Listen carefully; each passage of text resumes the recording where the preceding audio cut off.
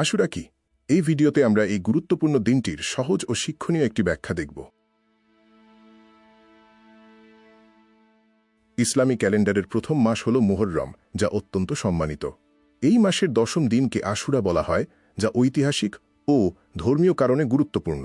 আশুরা শব্দটি আরবি আশারা শব্দ থেকে এসেছে, যার অর্থ 10। মুহররমের দশম দিনে পালিত হয় বলেই এর এই নাম। ঐতিহাসিকভাবে আশুরার দিনে অনেক গুরুত্বপূর্ণ ঘটনা ঘটেছে। হজরত নূহ আয়ের নৌকার অবতরণ, হজরত মুসা আয়ের মুক্তি এবং কারবালার মর্মান্তিক ঘটনা এর মধ্যে অন্যতম। আশুরার তাৎপর্য অপরিসীম। এটি কৃতজ্ঞতা প্রকাশ, ত্যাগের আদর্শ ধারণ এবং আত্মশুদ্ধির একটি বিশেষ দিন। আশুরা পালনের মধ্যে রয়েছে রোজা রাখা, ইবাদত বৃদ্ধি করা, ত্যাগের শিক্ষা জীবনে প্রয়োগ এবং দান সৎকা করা। আশুরা আমাদের স্মরণ করিয়ে দেয় যে আল্লাহ সবসময় সত্যের পক্ষে থাকেন। এই দিনটি আত্মজাগরণের একটি বাতিঘর। এই তুলনামূলক বিশ্লেষণে দেখা যায় আশুরার গুরুত্ব ও পালনের ধরন সময়ের সাথে পরিবর্তিত হয়ে বর্তমানে ইবাদত ও মুস্তাহাব রোজার সাথে যুক্ত হয়েছে। ভৌগোলিক ভিন্নতা থাকলেও আশুরার মূল বার্তা সবার জন্য একই: অন্যায়ের বিরুদ্ধে দাঁড়ানো এবং সত্যের পথে অবিচল থাকা।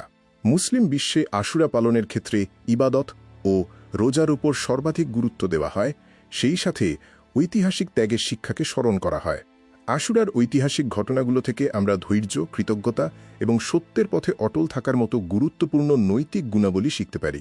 সারসংক্ষেপে, আশুরা কেবল শোকের দিন নয়, এটি সত্য ও ধৈর্যের এক চিরন্তন বার্তা, যা আমাদের অন্যায়ের বিরুদ্ধে মাথা উঁচু করে বাঁচতে শেখায়। আশুরা হল মুহররম মাসের একম দিন। এটি একটি অত্যন্ত সম্মানিত দিন, যার নামকরণ করা হয়েছে 10 বা আশারা থেকে। আশুরা গুরুত্বপূর্ণ কারণ ইসলামের ইতিহাসে এর বিশেষ মর্যাদা রয়েছে এবং এই দিনে রোজা রাখাকে বিশেষভাবে উৎসাহিত করা হয়েছে। কারবালার ঘটনা এই দিনে ঘটেছিল, যা আমাদের শেখায় সত্য ও ন্যায়ের পক্ষে দৃঢ়ভাবে অবস্থান নিতে। আশুরা আমাদের ধৈর্য ও ত্যাগের শিক্ষা দেয়। আশুরার দিনে করণীয় কাজগুলোর মধ্যে রোজা রাখা উত্তম। 2 ও 10 মুহররম অথবা 10 ও 11 মুহররম রোজা রাখা অনেক আলেমের মতে পছন্দনীয়। এছাড়াও এই পবিত্র দিনে বেশি বেশি দোয়া করা, তওবা করা, নফল ইবাদত করা এবং ভালো কাজ ও দান সৎকার মাধ্যমে সময় অতিবাহিত করা উচিত।